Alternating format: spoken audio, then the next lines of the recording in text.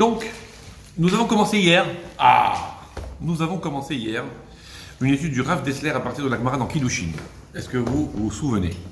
Oui, un peu.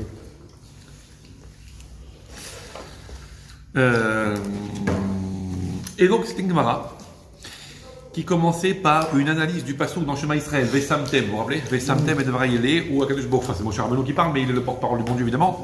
Ok. Donc, cette Gemara dans Kiddushin qui dit analyser le passouk de Vesamtem, qu'on dit dans le Shema Israël, où Moshe Rabbeinu donc disait qu'il est le porte-parole d'Hachem, dit Vesamtem, vous placerez ces paroles sur votre cœur, etc. Et la Gemara a l'air de s'interroger sur le sens de ce mot Vesamtem, vous placerez, alors qu'on aurait pu dire vous accomplirez, vous étudierez, ce que vous voulez. Et donc on a dit, la Gemara a dit pourquoi c'est écrit Vesamtem, parce que Samtem c'est Samtam. Samtam c'est un médicament parfait. La Torah c'est un médicament parfait qui est un élixir de vie et qui est parfait, ça veut dire sans effet secondaire, ce qui n'existe pas dans toutes les pharmacies. Ok? Un médicament sans effet secondaire. Et la Gemara dit c'est quoi ce médicament? C'est, vous rappelez-vous, c'est l'exemple, ok, du père dont le fils a été blessé. Alors le père l'a frappé, c'est un exemple, c'est une image.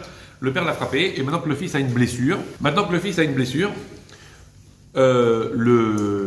père lui met un pansement et il lui dit mon fils, voilà, tant que tu as ce pansement sur la blessure, pas de problème, tu peux rentrer en contact avec ce que tu veux, tu peux manger, boire ce que tu veux, tu peux te laver comme tu veux, tu peux rentrer en contact avec n'importe quoi, tu risques rien, tu n'as rien à craindre. En revanche, si tu retires le pansement, il va y avoir des germes qui vont débarquer, des bactéries, et là, attention à toi. Là, il faudra faire très attention, etc., etc. Et là, tu prends des risques. De la même façon, dit la Gemara, Akadosh Baruch Hu nous a donné le Yetzer Hara, le mauvais penchant, comme un coup qu'il nous a mis, parce qu'il a créé chez nous une faiblesse, une faille. Ouais. Et il nous dit, attention, voilà, je vous mets un pansement qui s'appelle la Torah. C'est le médicament contre le Yetzer Hara. Tant que vous êtes investi dans la Torah, dans l'étude, etc., alors vous risquez rien, le Yetzer Hara vous laissera tranquille et vous ne serez pas confié entre ses mains. En revanche, si vous n'investissez pas dans la Torah, c'est comme l'autre qui enlève son pansement, à ce moment-là, vous êtes en proie à tout et n'importe quoi et vous êtes livré entre les mains du Yetzer Hara et il s'occupe de vous. Et la Gemara continue, dit non seulement ça, mais le Yetzer Hara, il nous a tous individuellement en ligne de mire. C'est-à-dire que le Yetzer Hara, tout son business, c'est de t'avoir. C'est ça tout son business. Donc c'est de t'avoir. Donc il a la lunette directement pointée sur toi. Le canon, le point rouge là, pointé sur toi. Okay, donc ne crois pas qu'il va te laisser tranquille 2 minutes, il est tout le temps sur toi.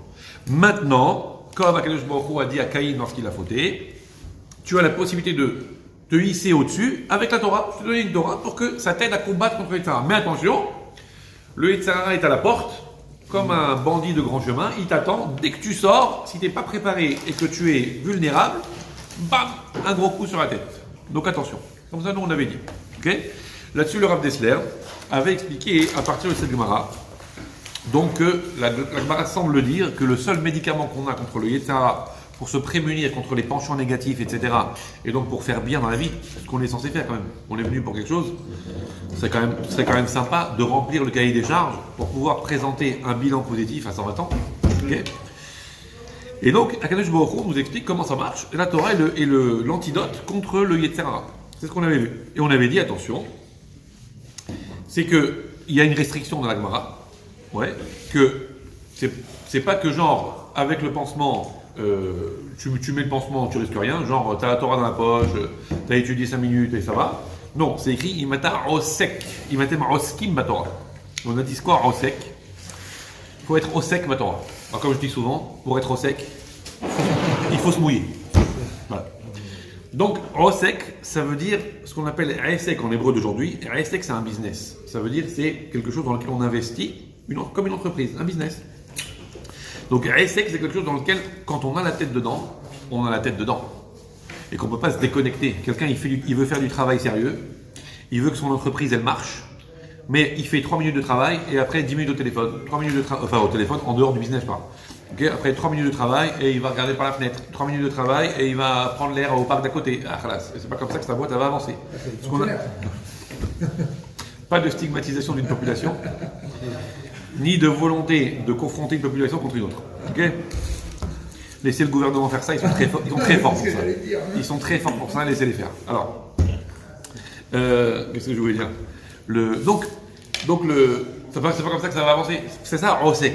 Oskim Batora, ça veut dire quelqu'un comme dans un business. Quand il a la tête dedans, il est connecté, il bouge pas. Il est investi. Il va étudier, il va faire sa mitzvah, il va faire parce que vraiment il est vraiment dans comment dire, dans la connexion avec Dieu et il n'en bouge pas comme quelqu'un qui est investi dans un business. Et il sait qu'à au moindre écart ou à la moindre occasion où il va enlever sa tête de l'histoire, il va perdre énormément. Okay, comme le trader. Ok, donc un trader, okay, vous l'avez au téléphone pour une affaire importante, il vous dit excusez-moi, je sais que c'est important votre coup de fil, mais sachez, et c'est pas contre vous, que je peux raccrocher à tout moment. Parce que si jamais je vois que ça bouge, il faut tout de suite que je réagisse et que je fasse le nécessaire. Donc ne vous inquiétez pas, si je raccroche d'un coup, c'est que le type il parle avec moi au téléphone, ouais, mais il a un œil sur son ordinateur, sur tous ces trucs là, et il est obligé d'être dans la réactivité à la seconde. Voilà, ESSEC. Vous comprenez? Ça, ESSEC. Donc c'est Osek Matora. Le type, il est dedans, à fond, il ne bouge pas, il ne peut pas bouger un œil.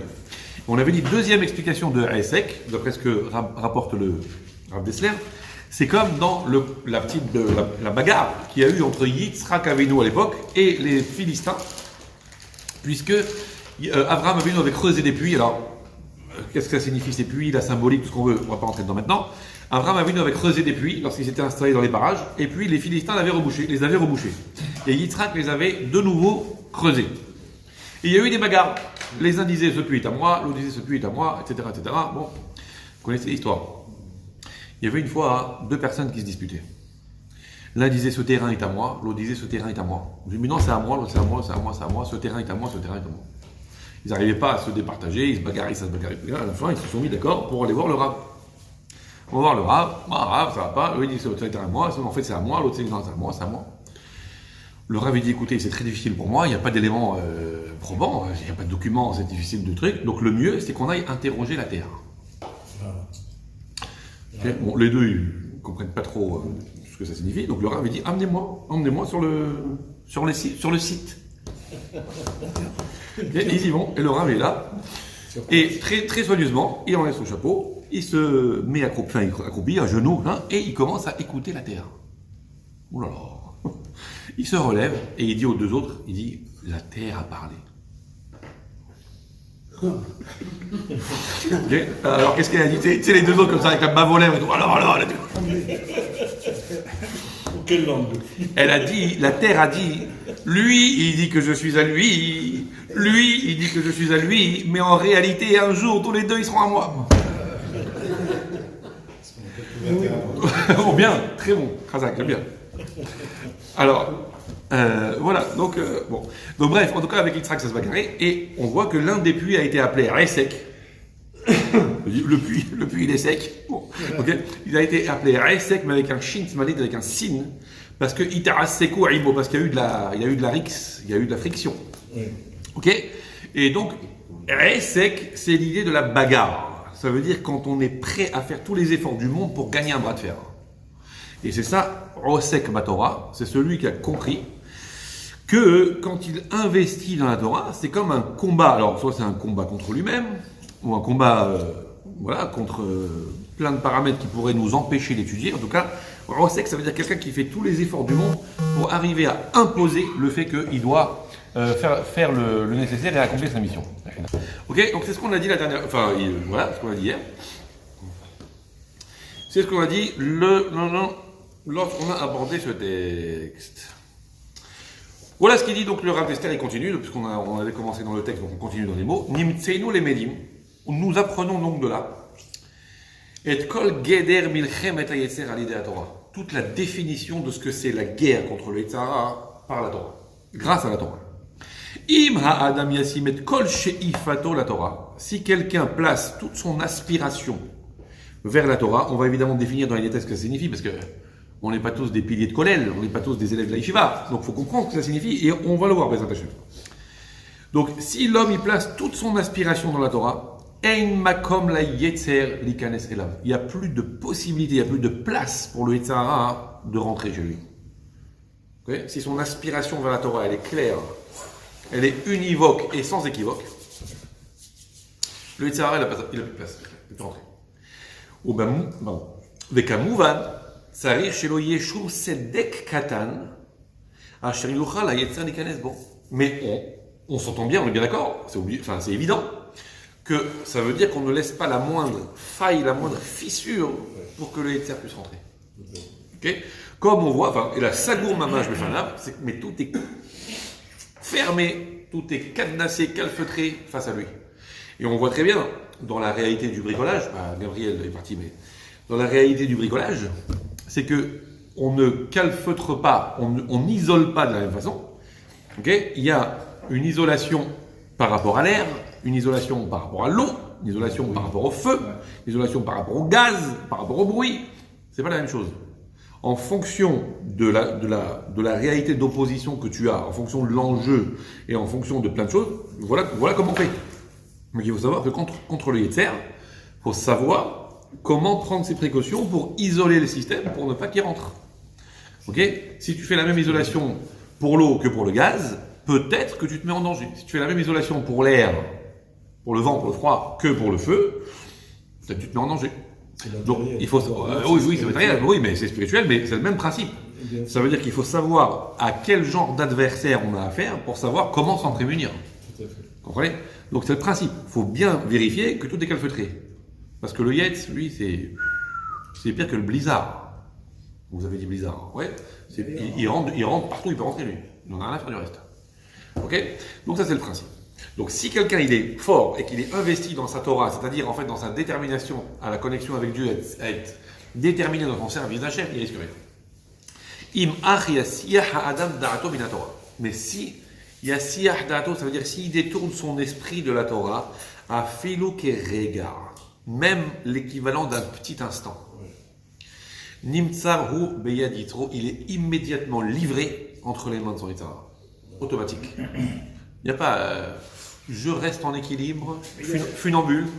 Ouais, je suis ni investi dans la Torah, mais pour autant, mon Yitzhara me laisse tranquille. Ça n'existe pas. Ok ? Ça demande. Alors, c'est tout ou rien, oui et non. Oui et non, mais on parle de démarche.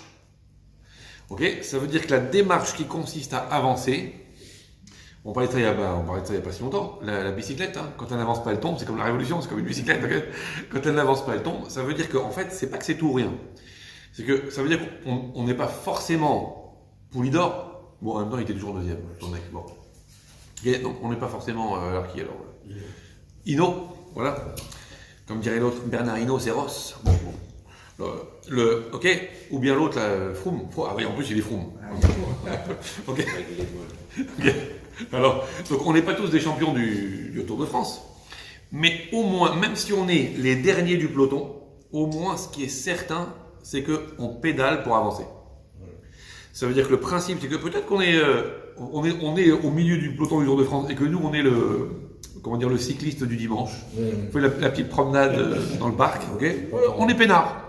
Mais on n'est pas obligé de rouler à 150 à l'heure si on n'est pas habitué, on n'a pas les kélim, on n'a pas les outils. On n'est pas obligé de rouler à 150 à l'heure sur son vélo. Juste le simple fait de toujours être constant dans sa démarche vers l'avant, déjà on tombe pas. Mais par contre, il y a une réalité, c'est que si on s'arrête de pédaler, c'est sûr qu'on se casse la figure. Il y a un objectif. Oui, alors l'objectif, il est peut-être lointain, peut-être qu'on n'y arrivera jamais. Exact. Mais en tout cas, on sait où est l'objectif Exact. et on sait que étape par étape, on y va. Ok, déjà, donc comme on a dit plusieurs fois, il ne faut pas se tromper de direction déjà, il faut bien savoir où est la direction qu'on doit avoir et tout le temps être dans la constance, pas forcément de la performance, parce que sinon on s'écroule au bout de 2 minutes, c'est pas la peine, mais au moins dans la constance de l'effort, dans la démarche de progression. Sinon, c'est une réalité physique, on s'arrête de pédaler, on tombe. Ou alors on est obligé de mettre le pied par terre, et dans ce cas-là, on a une connexion avec le sol, et connexion avec le sol, c'est pas une connexion avec le ciel. Ok ? Donc c'est le principe. Ok ? Donc c'est pas ou tout ou rien, dans le sens ou dans la toute performance 100%, ou dans le moins 100%, mais au moins on est du côté droit de l'abscisse, ou du côté haut de l'ordonnée, pour les formats. Hein. Et en tout cas, ce qui est certain, c'est qu'il ne faut pas être dans la partie basse du graphique. Voilà, c'est ça l'essentiel. Donc, parce que si on se détourne un petit peu, Khlet, Pérouge, c'est-à-dire, chez Nitan, Reshut la Yetzirara les Kanes les Kerbourg. Parce que ça veut dire qu'on laisse un espace au Yetzirara pour rentrer un temps soit peu à l'intérieur de nous. Et là, c'est terminé. Okay. Comme on voit, dit-il, à propos du veau d'or. Il faut aussi apprendre à se connaître. Bien sûr. Faut connaître son Ah, état. c'est sûr et certain. Si quelqu'un il a une tendance, il y a des gens pour qui, par exemple, s'asseoir et étudier, c'est difficile. Oui. Et il y a des gens pour qui c'est facile. Oui. Il faut reconnaître. Il y a des gens pour qui ils ont ça. Hein. Pour qui, Bien sûr. pour celui que c'est difficile, s'il fait ce travail-là, parallèlement, il connaît ses faiblesses, il connaît son Yitzhara. Bien sûr. Il faut mieux Bien sûr. C'est pour ça, alors on fait une petite parenthèse, c'est pour ça que les Harim disent quelque chose de très intéressant dans la Gemara. La Gemara dans Sota, très connue, la Gemara dit, à propos de la fameuse femme soupçonnée d'infidélité, là-bas la Sota, c'est la Gemara parle de ça là-bas. C'est écrit Ish qui tisté ishto. Un homme dont la femme va dévier. Tisté. Ok, elle dévie du bon chemin. Ok, alors là c'est cet exemple-là, mais un homme aussi peut dévier, faut arrêter. Et c'est pas moins condamnable, enfin c'est pas le même principe sur le plan légal, mais en tout cas, en termes de. Voilà, évidemment que. Voilà. On a une obligation de maîtrise aussi. Maintenant, la Gemara dit tisté, c'est marrant ce mot, demande la Gemara. D'où ça vient ce mot? Ça vient du mot. Alors d'abord, tisté, dévier, c'est de là que vient le mot Satan, puisque le Satan, c'est celui qui veut nous faire dévier. Ok? Donc sota. Et les Hachamim disent que c'est la même étymologie que le mot shtout, puisque c'est un shin smanite, encore une fois, c'est un signe, mais le signe et le shin, c'est la même lettre en fait. Donc sata. Alors, sota dans la Gemara, c'est avec sa mère, mais dans la Torah, c'est avec signe. Qui tisté ishto, c'est avec un shin, c'est un signe, c'est pas un samer. Ouais, mais quand on dit la Gemara Sota, Ok, c'est toujours marqué. ok, comme on l'a vu hier, Comme on l'a vu avec le samer et le shin, très bien. C'est pas- Mais ça n'empêche pas que tisté. La Gemara dit c'est quoi l'étymologie? La même étymologie que le mot chata choté, qui veut dire un fou. Shtout, la folie. La Gemara dit, de là on apprend que quelqu'un qui dévie, quelqu'un qui fait une bêtise, en adam over avera, un homme ne peut fauter, et là imken nichnas bo ruach shtout, que s'il a été à un moment donné investi par littéralement ruach. Alors ruach, c'est un esprit, comme neshama, comme nefesh, comme l'âme. Ruach, un esprit ou un vent de folie. Ok? Un homme ne peut fauter que si l'espace d'un instant il est devenu complètement fou. Ça veut dire qu'il a perdu pied par rapport à la réalité. Dis-moi, interrogeons le fauteur. Dis-moi, 5 minutes avant, hein. Dis-moi, tu sais que Dieu est là? Bien sûr. Tu sais que c'est interdit de faire ça? Bien sûr. Tu sais que c'est très grave? Évidemment. Tu sais que tu auras des comptes à rendre? Bien sûr. Tu as peur de Dieu? Bien sûr. Tu l'interroges 5 minutes après sa faute. Tu lui dis, dis-moi, tu sais que Dieu est là? Bien sûr. Tu sais que c'est interdit? Bien sûr. Tu sais que Dieu doit rendre des comptes? Bien sûr. Tu sais que c'est très grave ce que tu as fait? Bien sûr. Alors, si 5 minutes avant, le mec il est conscient, 5 minutes après, il est conscient, expliquez-moi qu'est-ce qui s'est passé, comment il a pu fauter. Il n'y a pas d'explication. La seule explication, c'est que l'espace d'un instant, il a été déboulonné de la tête et Rouachtout, il a perdu conscience. Il est devenu fou. Ok? Il est devenu fou. Quelqu'un qui est fou, il n'est pas là le mec. Il n'est pas là. Il est dans une crise de démence. Il n'est pas là. Donc tu ne peux pas en plus, dans une crise de démence, mais je parle d'un vrai trouble, hein, je ne parle pas de quelqu'un qui s'est mis en colère. Quelqu'un qui s'est mis en colère, le marin dit clairement que c'est grave. Mais quelqu'un, il a un vrai trouble, il a un trouble. Donc, et là, il est dans une crise totale de démence, tu ne peux pas lui dire, non mais attends, tu t'as renversé un verre là. Le mec il n'est pas là. Tu ne peux pas lui en vouloir. D'accord. Donc, c'est Rouachtout, c'est la seule explication qui puisse justifier que quelqu'un il va fauter. Il est dingue. Ok? Ça veut dire qu'il n'a pas conscience au moment où il le fait de la réalité. Là-dessus, les commentateurs posent une question très intéressante. Mais excusez-moi, Rouachtout, si le type, quand il a fauté, il était irresponsable de ses actes, qu'est-ce que tu lui veux là? C'est un fou. D'ailleurs, on voit bien au tribunal, il y en a toujours qui s'arrangent pour plaider la folie. Oui, ça, c'est un déséquilibré. Non, non, mais il a mis une bombe, il a tué 50 personnes, mais...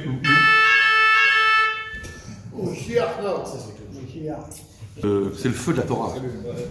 C'est lui, on voit bien les marchands, les juges. Voilà. Donc le type, il a fait un attentat. Peut-être qu'il a été lavé du cerveau, j'en sais rien. Il a tué je sais pas combien de personnes. Et qu'est-ce qu'il fait pour s'en sortir? Il plaide la folie. Mais ce qui est déséquilibré. Le pauvre. On va le plaindre maintenant. On va le plaindre. Oui, et en plus, non seulement on va le plaindre, mais c'est avec votre argent qu'on va le soigner. Ok? Déséquilibré. Donc tu vois que tu plaides la folie, tu t'en sors automatique. Donc si ici le type il est Rouachtout, il est choté, il n'est pas là, il n'est pas conscient. Qu'est-ce que tu lui veux? La Gemara dit, c'est pas écrit qu'il est choté. C'est écrit Nirnasbo Ruach Shtut. Alors, Ruach, on l'a dit, c'est un esprit, mais Ruach, c'est aussi le vent. Le vent. Il a été poussé par un vent de folie. Et là, il y a le Rav Chaim Shmulevitch, c'est pas le seul, qui ramène comme un machal, une image, un exemple pour comprendre. Quelqu'un, ouais, vous avez déjà été vous êtes déjà allé en montagne. Vous êtes arrivé de voir en montagne, à un moment donné, un hélicoptère qui débarque. Parce qu'il y en a un complètement inconscient, qui est parti dans un endroit où il n'aurait pas dû aller. Il a fait le foufou, et ben voilà, et ben il a eu un problème. Maintenant il y a l'hélicoptère. Ok. Et si arrivent les secours, et qu'ils vont, oh, Shalom Ouvracha, Baruch Haba, bonjour. Et si maintenant les gars des secours, ils viennent l'enguirlander, en disant, mais monsieur, regardez, on n'a pas que ça à faire, on est obligé de débarquer en hélicoptère, machin, etc. pour vous secourir, mais qu'est-ce que vous faites? L'autre il dit, mais attendez, non seulement je tombe, non seulement je me fais mal, mais en plus je me fais enguirlander. Il dit, oui monsieur. Pourquoi? Parce que vous saviez que c'était dangereux ici. Vous saviez que vous n'étiez pas équipé, vous savez. Si quelqu'un il se promène sur la margelle d'un truc, sur le mur, sur un petit mur comme ça, et il y a ce qu'on appelle Ruach Metsuya. C'est quoi Ruach Metsuya? C'est un vent fréquent. Un vent dont on sait que dans ce quartier-là, dans cet endroit, dans cette région, il y a ce vent-là. Si c'est un vent inhabituel, que d'habitude, il y a une petite brise légère, et aujourd'hui, on a pris une tléha, un ouragan. Okay, tu ne pouvais pas prévoir, tu ne pouvais pas savoir. Mais ça, dans cette région-là, ce vent, tu sais qu'il est là.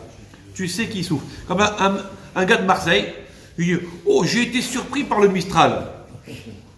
Ça fait combien de temps que tu habites à Marseille, toi? Tu ne sais pas qu'il y a le Mistral à Marseille? Tu ne peux pas être surpris par le Mistral à Marseille.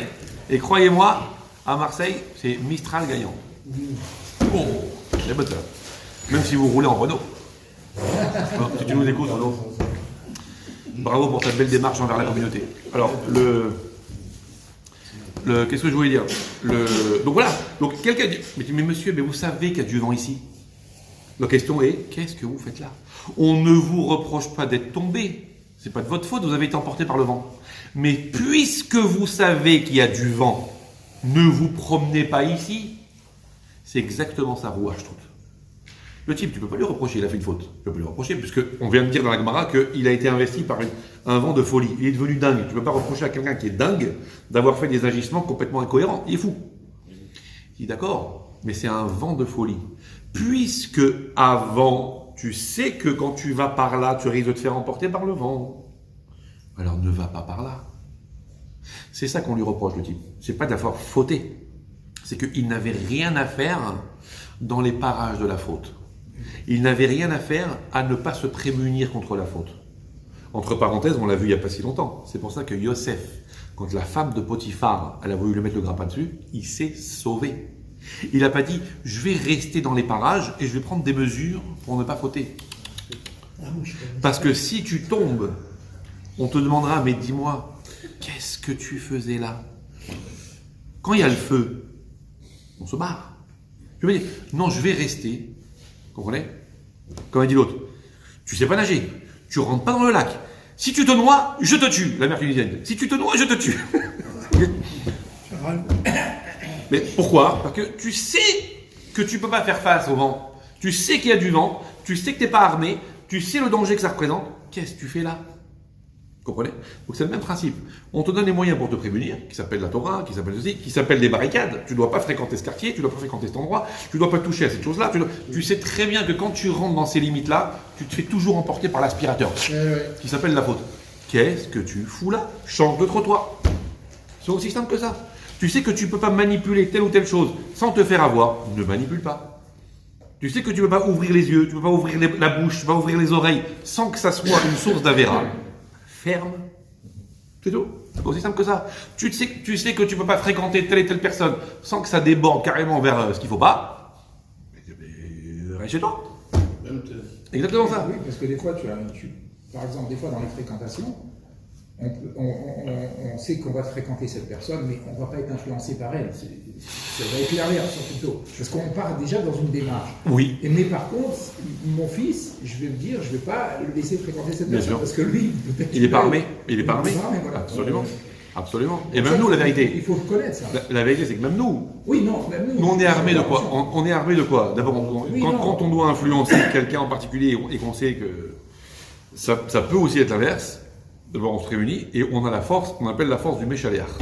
On est envoyé par quelqu'un, on est mandaté par Akadosh Baruch Hu, par le tzaddik, par ce que vous voulez. Et donc, quelque part, et c'est pour ça que c'est très important d'être attaché à des rabbanim, à des tzaddikim, etc., qui peuvent tout le temps nous distiller des enseignements, de la force, de l'énergie, etc. Parce que sinon, le type, s'il y va avec sa seule force indépendante à lui, Oui, c'est ça. bon chance. Mais le mec, il est armé. L'attachement, Évidemment. Le fait qu'on Ah, soit mais c'est attaché à sûr. Ah, mais c'est sûr. Et tout le monde te le dira. Tous ceux qui sont envoyés, je vous prie, tous ceux qui sont envoyés, émissaires, mandatés par le rat, par le tzaddik, par le rabbi, ce que vous voulez, ils te diront, c'est Kocho chez la Méchaléa. Moi, c'est pas moi. Mon cher Rabbeinu. Et Dieu, il parle par sa voix. Dis-moi, juste j'ouvre la bouche et c'est que je vois qui fait le reste. Ok, bon, il est conscient de ça, mais sans l'aide d'Hachem, Rod Merat ou Scaloni, encore un peu, ils vont me lapider. C'est pas possible. Ok, donc ça veut dire quoi? Ouais. Est-ce qu'il y a une différence entre la pensée et l'action? Il faut en commun de penser. Comment ça?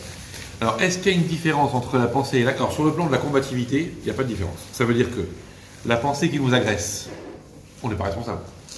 La pensée, elle est venue. Donc, sur la pensée qui nous agresse, on n'est pas responsable. Mais il faut la chasser. Sur la pensée qu'on n'a pas chassée, ou sur la pensée qu'on a entretenue, là, on est responsable.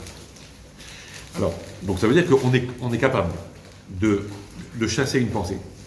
Alors, ne penser à rien, c'est très difficile. Hein. Ça demande des années de méditation et comment on appelle ça, d'entraînement pour apprendre à ne penser à rien, faire le vide total. C'est très difficile. Mais au moins, ce qui est certain, c'est qu'on peut chasser une pensée par une autre pensée. Il y a une pensée interdite qui vous vient, hop, pensez à autre chose. On ne peut pas penser à deux choses à la fois. Quand je parle de pensée, ça veut dire une pensée vraiment investie. Okay, on ne peut pas penser à deux choses à la fois, c'est pas possible. Donc quand il y a une pensée négative qui nous vient, tu chasses, tu penses à autre chose. Mais alors après, sur le plan de la responsabilité, alors c'est sûr que sur le plan légal, une pensée n'est pas un acte. Et qu'on ne peut pas condamner une pensée comme on condamnerait un acte, par exemple par un tribunal humain, évidemment. Mais les Hachamim disent Iure Avera, Kashim Mina Avera. Les pensées de la faute sont pires, plus graves que la faute. Donc, il faut Parce le que. faire. Allez, voilà. Ouais, il faut la faire. L'après-midi. Chas v'shalom. Parce que. Ne me provoquez pas. Non, c'est ma mère. Qui c'est ma mère Noël? La méditation, Non, ma mère. c'est à votre place. Ah, alors, Je disais, c'est. attention. Razak, Donc, en fait, c'est quoi? Évidemment que c'est pas qu'il faut la faire. Parce que chas v'shalom, de réaliser un acte, c'est carrément cristalliser dans la matière le mal et l'impureté. Comprenez? Tant que c'est pas encore un acte, il n'est pas encore cristallisé dans la matière. Et défaire ce qui a été fait une fois que c'est déjà dans la réalité, c'est difficile. Hein. C'est très difficile. Revenir en arrière sur une mauvaise intention, c'est facile. La démarche, je reviens en arrière. Mais une fois que tu as cassé un truc, tu dis oh, je regrette, je reviens en arrière, bah maintenant mon petit gars, il faut coller les morceaux. Et là, donc évidemment qu'il ne faut pas le faire. Dans le sens où, une fois que c'est cristallisé dans la matière, c'est beaucoup plus problématique. Mais d'un autre côté, la pensée, parmi les trois éléments d'expression de la Djama, qu'on voit régulièrement dans nos études ici et là, ce qu'on appelle les levushim, ce qu'on appelle les habits de l'âme, qui sont ces modes d'expression, qui sont pensée, parole, action. L'action, c'est la plus extérieure. Okay. La parole, c'est l'intermédiaire, et la pensée, c'est la plus intérieure et la plus profonde. C'est pour ça que je suis en train de faire une action, vous voyez, je peux manipuler du matériel, je peux manipuler quelque chose tout en vous parlant et tout en pensant à autre chose. Parce que je suis très peu investi dans mon action, parce que l'action, c'est très extérieur à moi. C'est moi qui m'exprime à travers une action, mais ça n'empêche pas que c'est très extérieur. Donc je peux ne pas être 100% investi dans mon action. Je peux faire quelque chose en pensant à autre chose, ou en le faisant à contre-cœur, ou en le faisant même limite sans intention. Parler, c'est déjà beaucoup plus difficile. Okay, parler sans avoir intérieurement une concentration et une cohérence d'esprit qui nous fait maintenir le fil de la pensée. Bon, des gens qui parlent pour rien dire, ou des gens qui parlent sans le penser, ou des gens qui disent n'importe quoi, ça existe. Hein. Mais quand on veut avoir un discours cohérent, au moins il faut être un peu concentré sur ce qu'on dit. La pensée, c'est pire. Ça veut dire qu'on ne peut pas penser convenablement et réfléchir convenablement si on n'est pas investi dans sa pensée. On ne peut pas penser être investi, par exemple, pour comprendre un texte ou pour dénouer une situation, si en même temps on pense à autre chose. Donc ça veut dire que la pensée, c'est quelque chose de très profond dans laquelle on est très investi et donc qui nous influence et qui nous touche et qui intérieurement va faire un travail considérable. Donc la pensée a une capacité de construction de l'individu et une capacité dévastatrice de destruction de l'individu quand elle est mauvaise, qui est infiniment pire que l'action. Mais encore une fois, ça ne veut pas dire que dans ce cas-là, on n'a qu'à passer à l'acte. D'abord parce que le fait de passer à l'acte n'empêchera pas forcément la pensée qui viendra après, encore une fois, donc déjà. Et en plus de ça, c'est que l'acte, c'est encore pire, dans un autre sens, c'est que, encore une fois, ça cristallise dans la matière et ça place dans la réalité. Vous comprenez? Donc, dit Shlomo HaMelech, Me'uvat lo yochal litkon, ça veut dire ce qui est tordu ne peut plus être redressé. Non, c'est que c'est faux. Parce que la tchouva, la Gemara dit, ça parle de plusieurs choses. Par exemple, ça parle de quelqu'un qui a raté une occasion. Par exemple, il a raté un soir, il a oublié de faire schéma.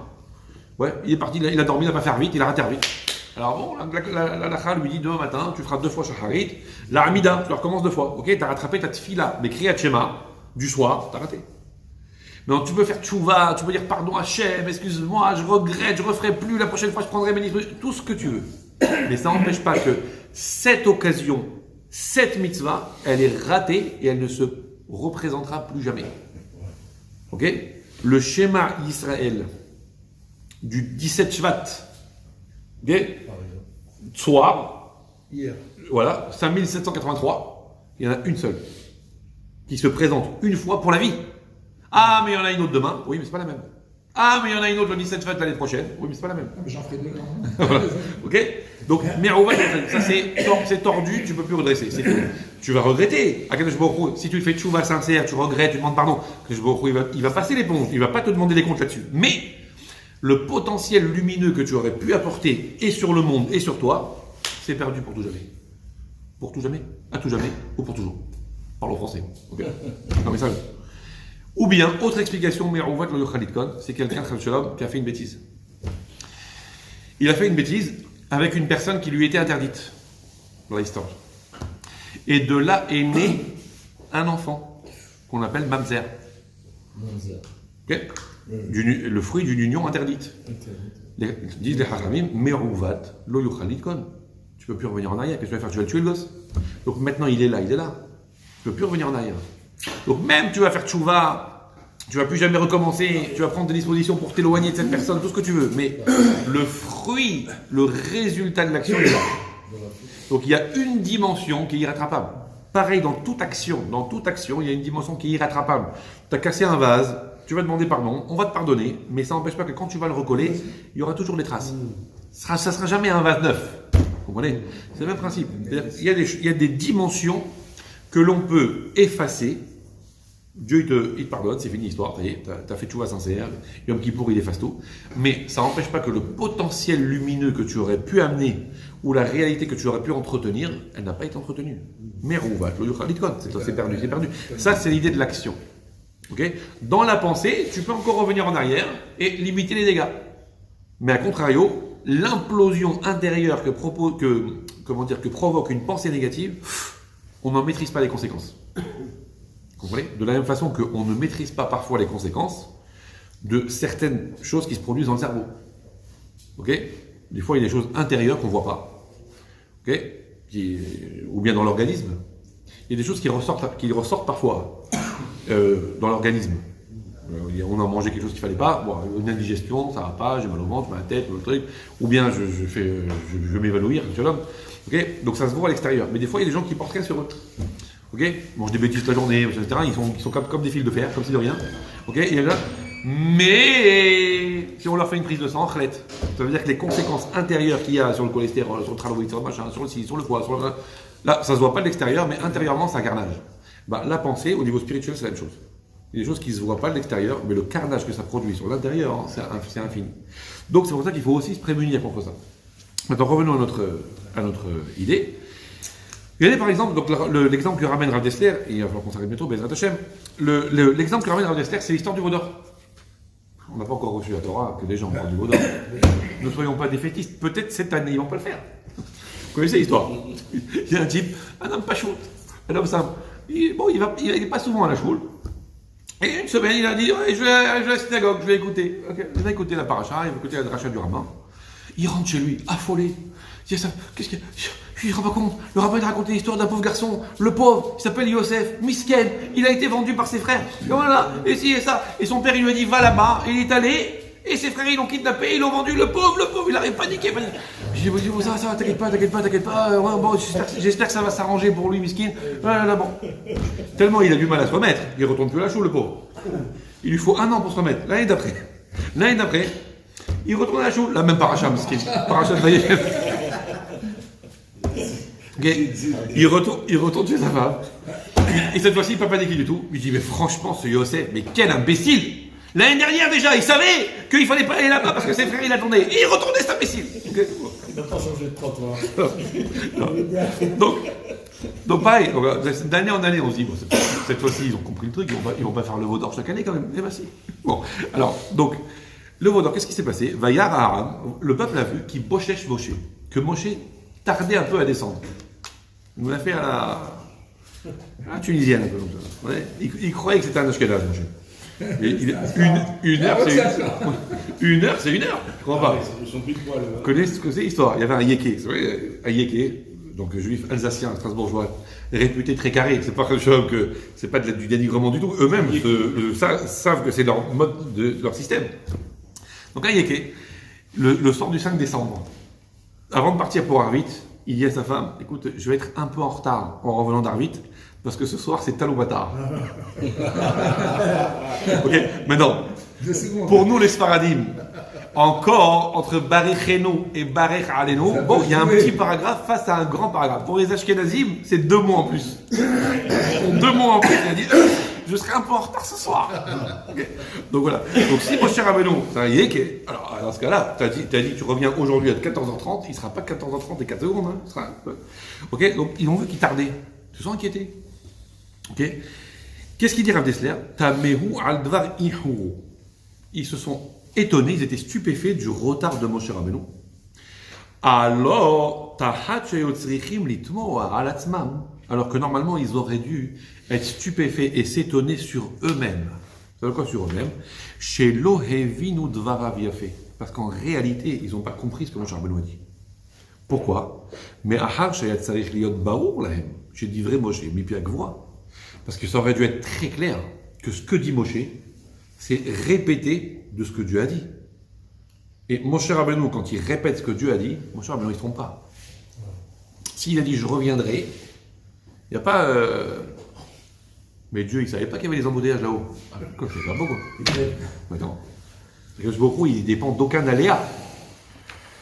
Aléa yakta est. Bon, ok, il ne dépend d'aucun aléa. Donc, si Moshe Rabbeinu il a dit, c'est Dieu qui lui a dit, si Dieu lui a dit, ils auraient dû s'étonner sur eux-mêmes, dans le sens, ils auraient dû dire, sûrement que c'est nous qui avons fait une erreur de calcul. Ils ont dit non, ils ont dit, Moshe Rabbeinu, il lui est arrivé quelque chose. Ok? J'ai dit vrai Moshe Rabbeinu parce que ce que Moshe Rabbeinu dit, ça vient de chez Dieu. Oh, Baruch Haba. Quelle joie. Dans la joie et la santé, voilà. Alors. Donc, en fait, les paroles de Dieu ne peuvent pas être changées dans aucune condition. On peut pas dire, ah mais Dieu, il a dû changer de programme. Il n'y a pas ça. Ok? Et alors, qu'est-ce qui s'est passé? Juste le fait de perdre un tout petit peu de connexion. Genre, ils se sont un tout petit peu désintéressés du sujet. Ils ont mal fait un petit calcul. Ils ont mal compris un mot. Et ce tout petit chouïa de déconnexion. Moshe Rabbeinu a dit quelque chose et ils n'étaient pas très attentifs. Ils ont juste pas fait attention à ce que Moshe Rabbeinu il a dit dans le détail. Ils ont compris à peu près, mais dans le détail, ils ont oublié un détail. Garam shetinaten reshut la satan. Ça a entraîné le fait que le Satan s'est cru le droit, ou s'est senti le droit, de rentrer à l'intérieur de la faille. La asot irbouvia ba'olam, de faire un balagan, un mélange total dans le monde. Velo marlahem, et aller jusqu'à dire Met Moshe. Moshe Rabbeinu est mort. Et le pire, c'est qu'eux, ils ont accepté ça. Ils ont gobé. Moshe, vous savez que le Satan, il a un peu tous les moyens. C'est-à-dire que Spielberg, à côté du Satan, ou Technicolor, c'est plus Technicolor, non, c'est pas, c'est les réalisateurs de films, là, les producteurs, là, Universal par exemple, voilà. Donc les grands producteurs, ils ont des moyens phénoménaux. Aujourd'hui, pour Rachel, oui, donc Universal, tout ça, ils ont des moyens phénoménaux. Surtout aujourd'hui avec l'informatique, ils font ce qu'ils veulent, les effets spéciaux, tout ce qu'ils veulent. À tel point qu'ils peuvent te faire croire comme vrai, même en 3D, un hologramme, ce que vous voulez. Il n'y a pas plus réel, plus réaliste que ça, et pourtant c'est que de la fiction. Vous comprenez? Pardon? Bien sûr, bien sûr. Oui. Maintenant, donc, on écrit à votre place. Absolument. On répond à votre place. Absolument. Ils ont tous les moyens. Et ben, le Satan, plus que ça. Plus que ça. Il peut vous maquiller le mur, un petit peu comme des pros du graphisme que vous voyez sur certains murs de Paris. Des fois, vous voyez des graffeurs. Non, c'est des petits jeunes, des petits ados avec des bombes. Mais vous voyez le talent qu'ils ont. C'est incroyable. C'est juste incroyable. Bah, vous voyez le Satan, un graffeur de malade. Ça veut dire, un mur, il vous donne l'impression que c'est un paysage ouvert, au point que vous voyez, pour vous, c'est la route, et que vous êtes prêt à y aller, mais tête baissée, à 150 à l'heure, vous y allez, en pensant que c'est la route. Parce que le Satan, il vous a fait un panorama, vous êtes certain que c'est la route. Et à un moment donné, sans qu'on s'en rende compte, BAM! Ah bah mince, mais c'était un mur. Ah oui, mais le Satan, il a le droit de déguiser le mur aussi réaliste que possible pour que tu crois que c'est ça la réalité. Qu'est-ce qu'il veut? Il a tous les droits. À 99,99%. On en reparlera. Mais il a quand même tous les droits. À 99,99%. C'est ce qu'il veut. Donc ça veut dire que quand il aura fait miroiter dans le ciel un spectacle bizarre en 3D, Mediavision, couleur, que Moshe Rabbeinu était mort, allongé dans son cercueil, vous ne pouvez pas plus réaliste que ça. Et ils ont cru. Parce que le Satan avait le droit de leur faire croire. Maintenant, le Satan a le droit de faire ce qu'il veut dès lors qu'il est rentré dans la propriété. Mais rentrer de force dans la propriété, il n'a pas le droit de faire ça. Il n'a pas le droit. Ça veut dire qu'à un moment donné, il y a quelqu'un qui lui a ouvert un tant soit peu la porte. Mais attention, hein, il passe même par la serrure. Hein. Même la serrure, il faut la bloquer. C'est l'attesté alors. Ah ouais. Ah, exactement. Ah, il suffit de rien. Il suffit de rien. Vous voyez bien quand il y a un gros courant d'air, il y a un blizzard dans la rue, vous avez à peine ouvert la porte, ou la porte de la voiture, il y a un très fort vent, vous ouvrez à peine la porte. C'est exactement ça. Moi, j'ai ouvert la porte, et traditionnellement, quelqu'un qui ouvre sa porte de voiture, puis il y a un camion qui passe, et là, je dis, mais je suis pour rien, monsieur. Je suis pour rien, monsieur. J'ai juste ouvert la porte d'1 millimètre. Je dis, mais tu sais pas qu'il y a du vent. Tu ouvres la porte d'1 millimètre, elle va s'ouvrir d'1,50 m, c'est évident. Ouais, donc tu es responsable. Et attends une chose, le Satan n'a pas le droit, n'a aucun droit de violer la propriété de quelqu'un. Il ne peut pas rentrer de force chez quelqu'un, il ne peut pas rentrer de force dans la tête de quelqu'un.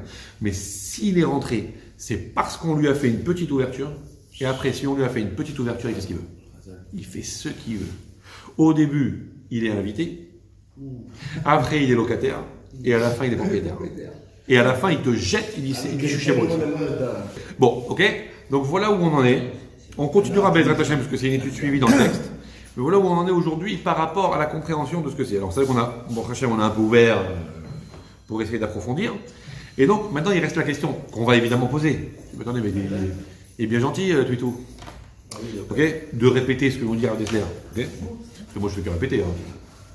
Toute réclamation, doit être envoyée par mail et sera traitée dans les 15 jours. Ok, donc. Mais, ok, il faut être au sec, ma Torah, il faut être tout le temps investi dans la Torah, sinon le etc. Mais excusez-moi, monsieur, je ne suis pas Kollelman, je ne suis pas l'Aïshiva, je ne suis pas toute la journée collé à mon livre, j'ai des responsabilités, je travaille, donc votre discours, il ne me concerne pas. Réponse, si. On a la possibilité aussi d'être considéré au sec, ma Torah, même si on est dans une autre activité. On travaille, c'est légitime de travailler. Ok, on est dans ceci, on est là, on va chercher les enfants à l'école, on va faire ses courses au supermarché. Ça peut être appelé Osek Matora, même ça. Donc, juste j'ouvre la parenthèse pour rassurer tout le monde. Ne démissionnez pas tout de suite, même si vous serez sûrement les bienvenus si vous allez un jour dans un Beth Midrash étudier toute la journée, il n'y a pas de problème avec ça. Mais vous n'êtes pas obligé de démissionner tout de suite. Rassurez-vous, on peut être considéré comme Osek Matora et donc se prémunir contre le Satan aussi dans le cadre d'une activité entre guillemets profane. Ok? Donc, c'est important à savoir. Okay, c'est ce qu'on verra avec la chaîne la prochaine fois. Là, ce qui est certain, c'est que ce blindage, il est nécessaire. Même si votre porte elle est fermée à clé, mais vous avez mal calfeutré, Vous allez acheter, je fais pas de pub. Vous pouvez acheter chez Castor, chez Brico, chez Leroy, si vous voulez. La paire. Ok, là, il n'y en a pas deux. Alors, ok. Donc à ce moment-là, vous avez oublié d'acheter le truc de calfeutrage là. Donc la porte, elle est fermée, mais il y a un espace de 1/2 millimètre. Non seulement c'est pas sérieux parce que vous ne faites pas des économies, non seulement c'est pas sérieux parce que pour l'écologie c'est un trou énorme, mais en plus de ça, il caille dans la maison. Il dit mais je comprends pas. J'ai mis le chauffage à fond, j'ai fermé. Il dit, oui mais t'as oublié de calfeutrer mon frère. Pareil, même à ce millimètre d'écart près, ça peut tout changer dans la maison. C'est ça le setup. Ça marche? Donc, on a les. Alors, évidemment, c'est le constat alarmiste. Alors, dans ce cas-là, ça veut dire qu'on est agressé de partout. Non, non. C'est pas le constat alarmiste. C'est le constat si la puissance de l'adversaire est à ce point-là et que la Torah, c'est Tavline, c'est le médicament contre le Yetzer Hara. Alors, imaginez la taille du médicament. Vous comprenez? Quand vous avez des épidémies à l'époque, quand on fait des ravages, le choléra, le typhus, la peste, et que vous avez aujourd'hui des possibilités de soigner ça à travers des traitements ou des vaccins, imaginez la puissance de ce que représente cet antidote. Si à ce point-là, la maladie peut être très grave et le trouble occasionné peut être très grave et les conséquences peuvent être très graves, imaginez la puissance de ce que vous avez entre les mains qui peut complètement éradiquer le problème. Imaginez la puissance de ce que c'est la Torah. C'est là-dessus qu'il faut focaliser. Faut pas focaliser sur le côté négatif. Il faut focaliser sur waouh, si j'ai les moyens de me prémunir contre ça, alors je veux entendre comment ça marche. Ça veut dire que la lumière qui est dedans, elle est énorme. C'est là-dessus qu'il faut focaliser. Il ne faut pas se quitter en disant on a foutu la rate, au contraire. Parce que ce qui va venir va nous expliquer comment nous en prémunir. C'est énorme. Vous comprenez? Et je suis pas Pfizer, moi, j'ai rien à gagner. Ça marche? C'est ce qu'on a mis les amis. Bonne fois la santé.